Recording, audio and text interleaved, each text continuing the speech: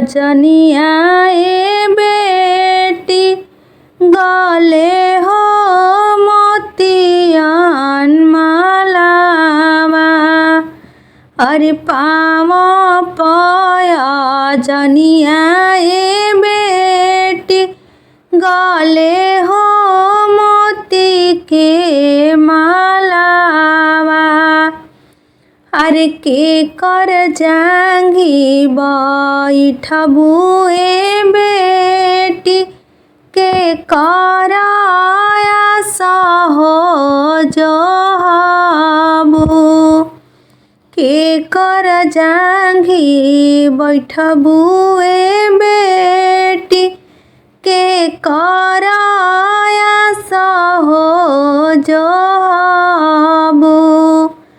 अरे के कर रोवल काए बेटी भीजेला हो चुनरिया। के कर रोवल काए बेटी पवित्र भइल हो नदिया। पापा जंघिया बैठबे आमा भैया होया सहो जोहबो।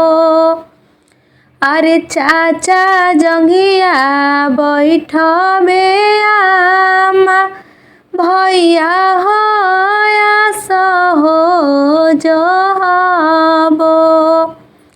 अरे तोहरो रोवल काए आमा भीजेला हो चुनरिया।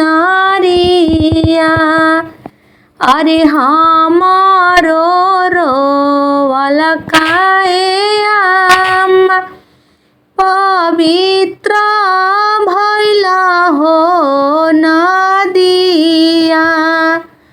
अरे हमारो रोवल का हो आमा पवित्र भइल हो नदिया।